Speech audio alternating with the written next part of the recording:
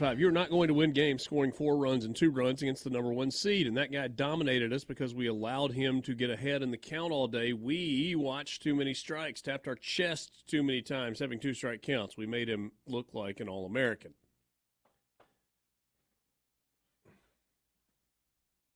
Not going to win many games scoring 2 runs. No. There are going to be some pitching duel games where you win 4-3. Mm-hmm. Yes, they were a 1 seed. I did not think that Virginia was dominant. I did not think that their offense performed this weekend the way that I anticipated that they would perform. But I also can't talk out of both sides of my mouth there. So if it's that guy dominated us because we allowed him to get ahead in the count all day, well, is Virginia really good offensively, or did they get dominated by the pitchers that they faced? I don't make too big a sweeping judgment off of one weekend. Now, if that one weekend is a continuation of what you saw the entire year, okay. Maybe that's what it is. But if what you've seen is one thing the entire season, and then for one weekend it looks different, then maybe you ran into like kind of a superlative performance. So, I don't know, Hayden, I guess I would ask you this quickly. Sid, have you heard a rumor about Lamonis to South Carolina? I have. As rumors go, that one's not as far-fetched as some might be. It's not far-fetched, but, I mean, Mark Kingston lost his job today. Right. I mean, so, people are just talking. When we're talking about rumor, we're talking about people on message boards are saying, hey, he's from South Carolina, played at the Citadel, has connections here. They're just putting 2 and 2 Won together. a national championship. Yeah, and obviously, yeah. So, Yeah. Does that mean it's going to happen? No. I would be surprised if he left, but we'll see. Yeah. What's his contract looking like? That's a good question. I mean, obviously they keep that kind of stuff under wraps. I don't believe he was extended at the end of last season, so we'll see if he gets extended this season. Can you not extend a coach? I know the answer is can you? Yeah, sure. Sure you can't, yeah. But I don't know. I mean, that's sort of the bigger question, and then sort of where we left off a minute ago. If you don't extend a coach after getting his team to a regional final, you're sending a message. Then I have questions about what you're doing from a leadership standpoint. Right. No, I agree. So, was this a good season for Mississippi State? We'll take from the title of today's Thunder and Lightning podcast and something we've been talking about a lot here on this show, and that's that 2 things can be true at the same time. Okay.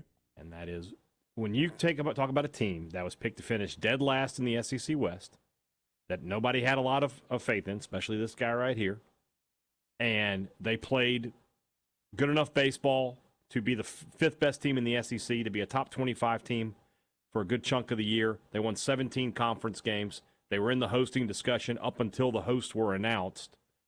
By that metric, yes, this was a good season for Mississippi State baseball. They had the kind of bounce-back season they needed to have after back-to-back poor seasons. And by poor, I mean poor.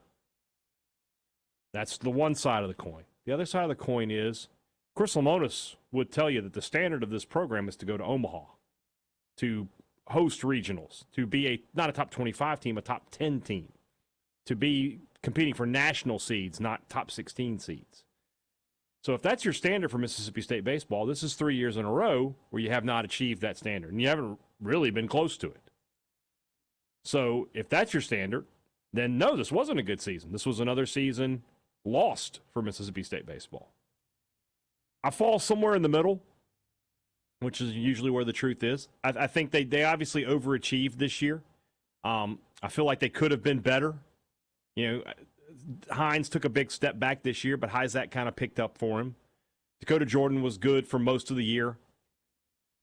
The pitching was obviously a huge surprise, the way they were able to turn that around with Justin Parker. Massive step forward. I mean, and then Lamonis, I think, one thing he hasn't gotten a lot of credit for that he should, and I know they had kind of a rough weekend on that side of the ball, but defensively, this team was awful 2 seasons ago. They were much, much, much improved there.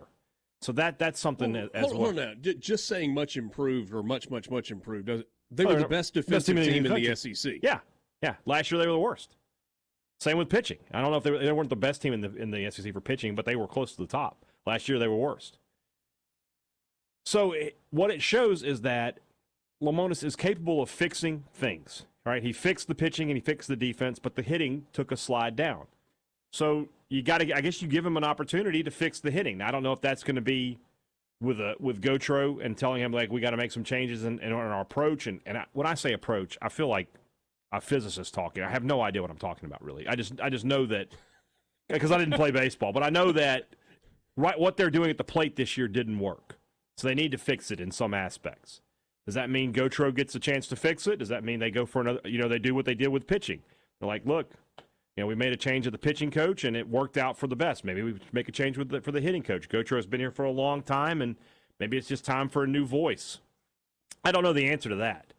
I know Lamonis is going to be the head coach for the 2025 season. There's no question in my mind about that, assuming, like I said, something doesn't come along that makes him want to leave. If he wants to be the head coach at Mississippi State next year, he will be. He has got a ton of work to do in the next month. Hey, can I ask you a question? Yeah. On the Gautreaux topic. Mm-hmm. Do you trust Jake Mangum's opinion? Yeah, and I know, and Tanner Allen's the same way. They love Gautreaux. Two of the best hitters in the history of Mississippi State baseball, mm-hmm. both in terms of average power, clutchness, like whatever the metric is. Two of the best, mm-hmm. or on a long list of really good ones. Mm-hmm. Both just absolutely adore Jake Gautreaux and the way that he coaches hitters. But the issue there is 99% of the time, a former player loves their coach. It's very rare that you get a player to come out and say, yeah, I succeeded in spite of that guy. Yes. But if they didn't think a guy was good, it'd be more like, I'm just not going to say anything. I guess. As opposed to going out of my way to talk about how good he is. They do defend him. He helped me. They do defend him pretty hard, and that But at the same time, I'm just looking at the results of this season, and the results that that since those guys have left the program, where the hitting has gone, and it hasn't been as good as it was. Now, part of that is they've missed in some evaluations. The recruiting has just not been great. I look at around the conference and I see some of the guys that A&M and Tennessee have, and I'm like, those are guys that Mississippi State used to get. They're not getting them right now. This message, Will in Guntown, lack of baseball IQ plagued this team all year and continued in Virginia. I'm thankful for what Lamonis did, but the last 3 years haven't been up to MSU standards. Time for Selman to make his mark and make a move.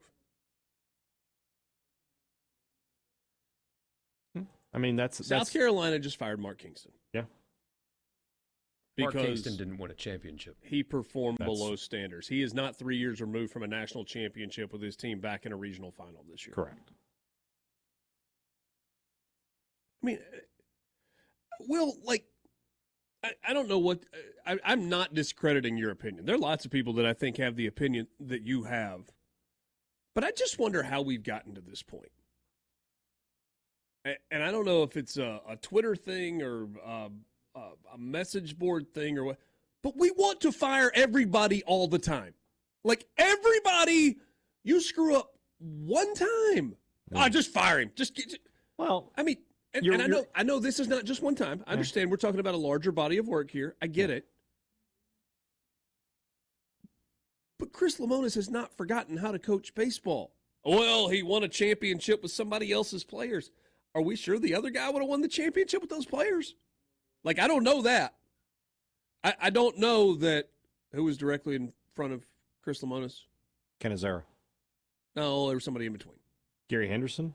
I don't know that Gary Henderson would have won a national championship with those guys. I don't know if Andy Canizero would have won a national championship with those guys. But I do know that Chris Lamonis did win a national championship with those guys. Well, they weren't his guys, but he won a title with them. And so kind of by definition, they were his guys. Well, he didn't recruit them. Well, they started the recruiting process in the 8th grade. That was like 7 years earlier. I mean, a lot of those guys weren't Canizaro's guys, and a lot of those guys weren't Henderson's guys. I mean, a lot of those were Cohen guys.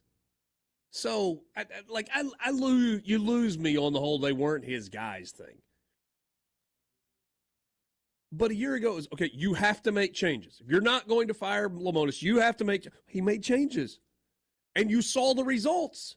And they were back in the postseason. And they played for a regional final, a title. I don't get it.